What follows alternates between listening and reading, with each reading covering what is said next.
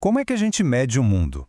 Pode até parecer uma pergunta simples, mas olha, por trás de cada metro, quilo ou segundo, tem uma história incrível de como a gente conseguiu colocar ordem no caos.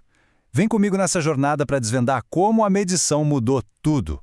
Para começar, vamos a uma pergunta que parece fácil. O que é 1 quilograma? A gente usa essa unidade todo dia, né? Mas a definição dela, bom, já foi bem mais física do que se imagina. Pois é, por mais de 130 anos, a definição mundial do quilograma foi este objeto aí, um cilindro de platina e irídio trancado a 7 chaves num cofre lá na França. Pensa só nisso, todo o comércio e toda a ciência do planeta dependiam de um único pedacinho de metal. Para a gente entender como chegamos a esse ponto, a gente precisa voltar um pouco no tempo. Precisamos voltar para uma era que, olha, a gente pode chamar sem medo de a bagunça da medição. Imagina só, na antiguidade não tinha padrão nenhum. Uma polegada podia ser literalmente a largura do polegar do rei. E aí, o que acontecia quando um novo rei assumia o trono? Pois é, a medida mudava junto. Tenta construir alguma coisa ou fazer comércio desse jeito. E para a massa, a situação não era muito diferente, não. A medição era um processo de pura comparação, usando uns pesos locais que cada cidade tinha o seu. O peso de um saco de grãos num lugar podia ser totalmente diferente em outro. Essa falta de padrão era um pesadelo para a ciência e para o comércio. Foi preciso uma revolução, e eu digo isso literalmente para botar ordem nessa confusão toda. Foi durante a Revolução Francesa que surgiu a busca por um sistema melhor. Em 1790, apareceu uma proposta supervisionária: criar um sistema de medidas para todas as pessoas, para todos os tempos. A ambição era gigantesca: desenvolver algo que fosse universal e eterno, que não dependesse mais do polegar de rei nenhum. E a lógica por trás desse sistema novo era simplesmente genial, baseada em 2 pilares. Primeiro, tudo seria na base de 10, para facilitar as contas, sabe? Chega daquelas conversões malucas. E segundo, e o mais importante, as unidades principais seriam tiradas da própria natureza. E olha, eles levaram isso muito a sério. O metro, por exemplo, foi definido como a 10ª milionésima parte da distância do Polo Norte até o Equador. Uma expedição super ousada foi organizada só para fazer essa medição monumental. Com a medida finalmente em mãos, eles construíram uma barra de platina e irídio para ser o metro padrão. Essa barra se tornou a referência física para o comprimento.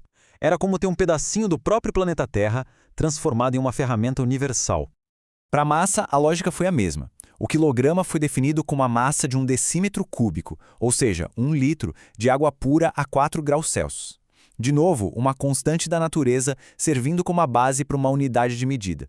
Todo esse esforço revolucionário não só organizou o comércio, ele criou algo muito mais poderoso: uma linguagem universal para a ciência. E aí, em 1960, a coisa ficou oficial de vez. O sistema métrico foi rebatizado como Sistema Internacional de Unidades, ou simplesmente SI.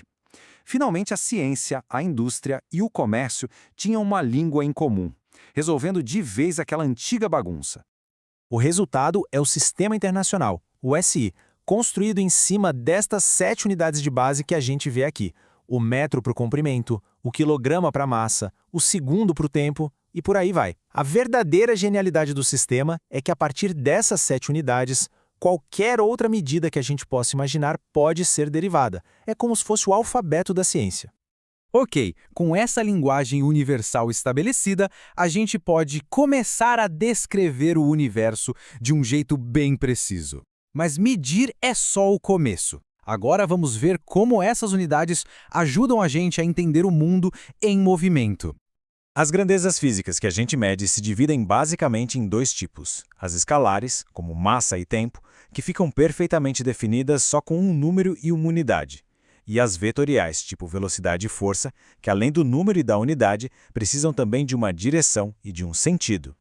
Só que não importa o quão bom seja nosso sistema, toda medição tem um limite. Isso nos leva aos algarismos significativos. Eles representam os números que a gente tem certeza, mais um dígito que é uma estimativa. É um lembrete importante. A medição é sempre uma aproximação da realidade e carrega um pequeno grau de incerteza.